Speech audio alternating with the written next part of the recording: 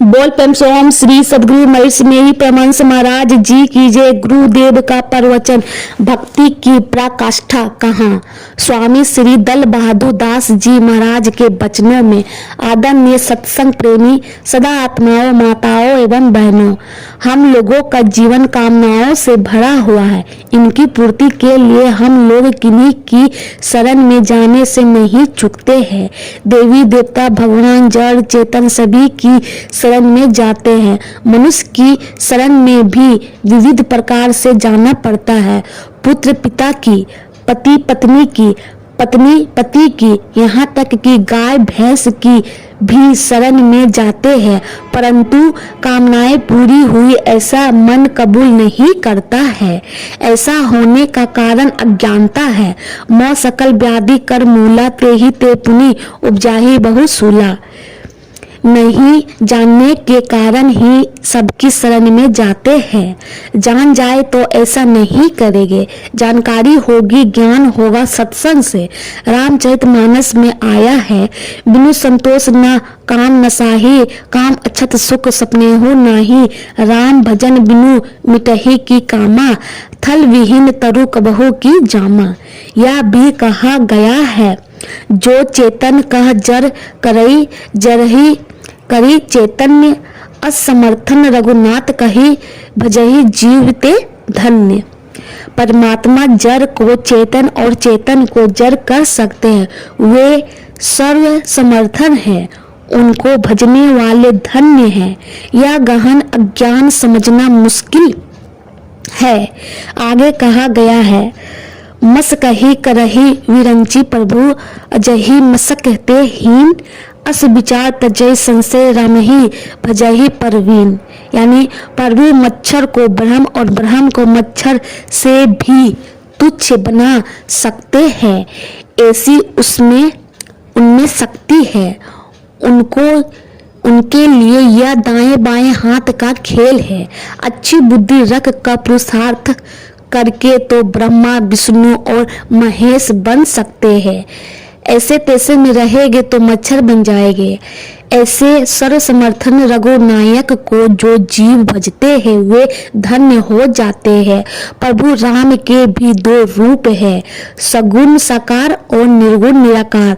कहा जाता है कि निर्गुण को छोड़कर सगुण को मानना सिर काट कर जीना चाहते हैं, और सगुण को छोड़कर निर्गुण को मानना पैर काट कर चलना चाहते हैं।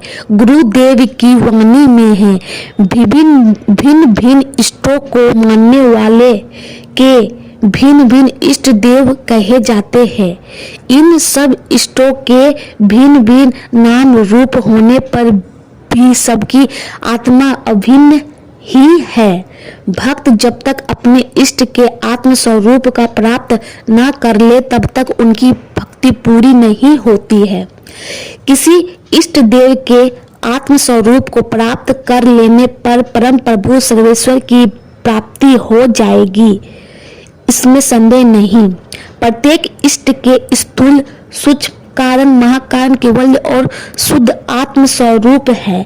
जो उपासक अपने इष्ट के आत्म स्वरूप का निर्णय नहीं जानता और उनकी प्राप्ति का यत्न नहीं करता, वे केवल उसके वर्णात्मक नाम और स्थूल रूप में फंसा रहता है।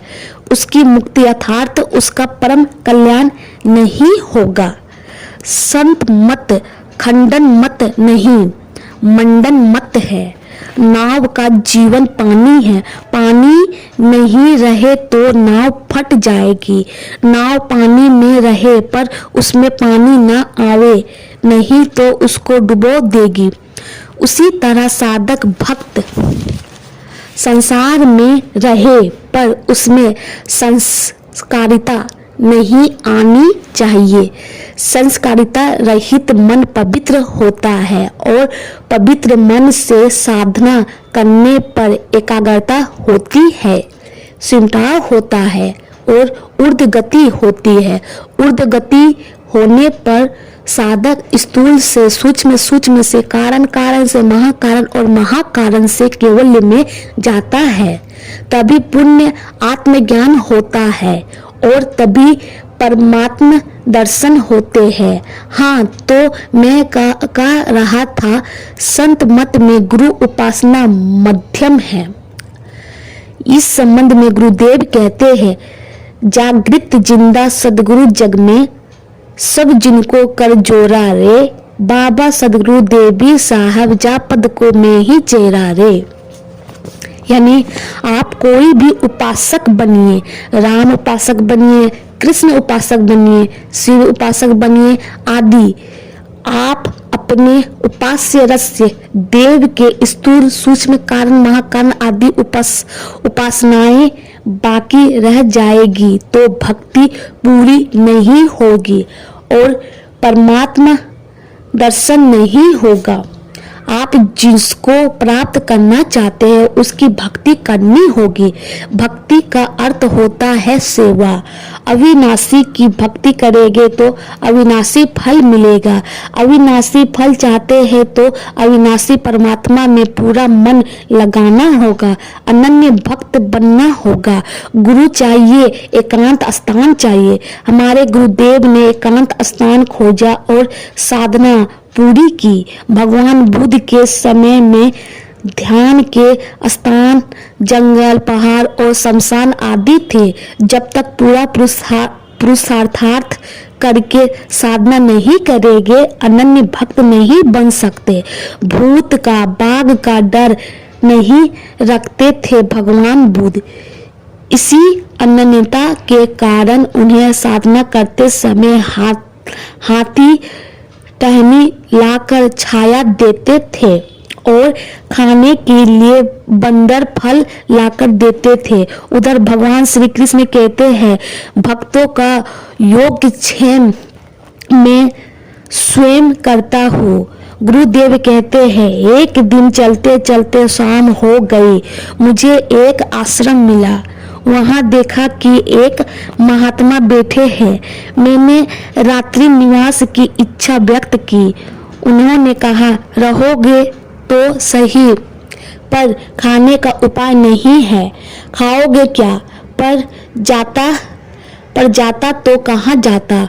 शाम हो गई थी, वहीं रह गया। करीब 8-9 बजे एक सज्जन भोजन लेकर आए और कहने लगे, बाबा भोजन कर लो। जिस तरह शिशु माँ के भरोसे रहता है, माँ खिलाएगी तो माँ खाएगा, माँ वस्त्र पहनाएगी तो पहनेगा, अन्यथा वह कुछ नहीं कर सकता।